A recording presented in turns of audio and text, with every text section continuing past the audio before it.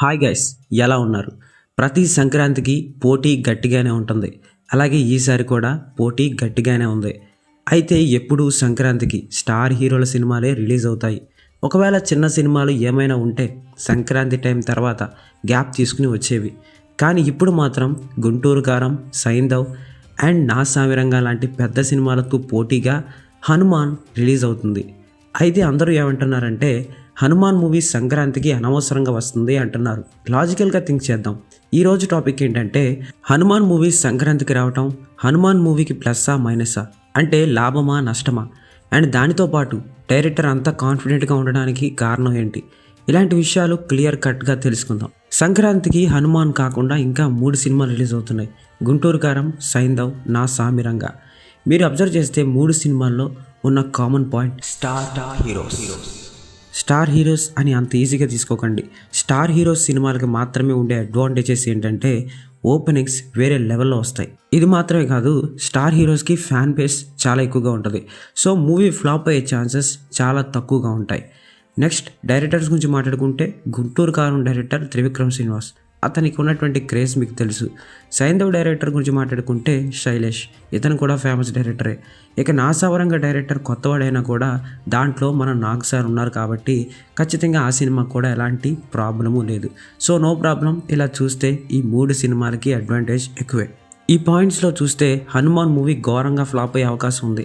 కానీ హనుమాన్ డైరెక్టర్కి చిన్న లాజిక్ తెలియలేదంటారా? తెలుసు. అయినా సరే ఇలా ఎందుకు చేసాడని ఆలోచిస్తున్నారా?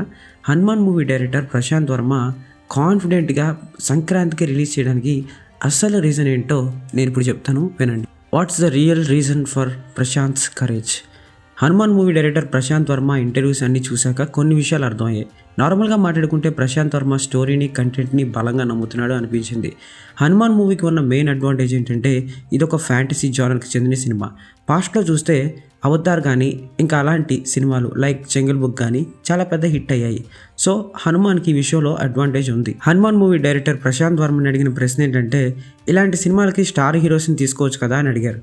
దానికి ప్రశాంత్ వర్మ చెప్పిన సమాధానం వేరే లెవెల్లో ఉంది. కానీ నా పాయింట్ ఆఫ్ వ్యూ ప్రకారం ఏంటంటే ఇలాంటి సినిమాల్లో స్టార్ హీరోస్ని పెట్టుకుంటే ఎక్స్పెక్టేషన్స్ ఓవర్ ద టాప్ అయిపోతాయి. సో ఎక్స్పెక్టేషన్స్ని రీచ్ అవ్వలేకపోతే సినిమా బాగున్నా సరే అటర్ ఫ్లాప్ అయ్యే అవకాశం ఉంది. తేజ సజ్జా లాంటి నార్మల్ హీరోని పెట్టుకున్నప్పుడు ఎక్స్పెక్టేషన్స్ 0. సో ఎక్స్పెక్టేషన్స్ లేవు కాబట్టి మూవీ నార్మల్గా ఉన్నా కూడా, అంటే యావరేజ్గా ఉన్నా కూడా ఈజీగా హిట్ అయ్యే అవకాశాలు ఎక్కువ ఉంటాయి. కాకపోతే ఖచ్చితంగా చెప్పాల్సిన విషయం ఏంటంటే ఒక్క విషయంలో మాత్రం ఖచ్చితంగా ఒప్పుకోవాలి, ఈ సినిమాకి అసలు ఓపెనింగ్స్ అనేవి రావు. అంటే first day, second day, third day అసలు ఈ సినిమాని ఎవరు చూడరు. అంటే చాలా తక్కువ మంది మాత్రమే చూస్తారు. స్టార్ హీరో సినిమాలే ఫస్ట్ చూడడానికి ఎవరైనా ఇష్టపడతారు, ఎందుకంటే ఫ్యాన్ బేస్ కారణం. అందుకే డైరెక్టర్ ప్రశాంత్ వర్మ చెప్పింది 4 days తర్వాత 5 days తర్వాత మా సినిమా ఎక్కువ రోజులు థియేటర్లో రన్ అవుతుంది అని. నిజంగా హనుమాన్ మూవీలో కంటెంట్ ఉంటే మాత్రం ఇదే ఫైనల్ విన్నర్ అవుతుంది. So this is my analysis and thanks for watching. See you all. Love you.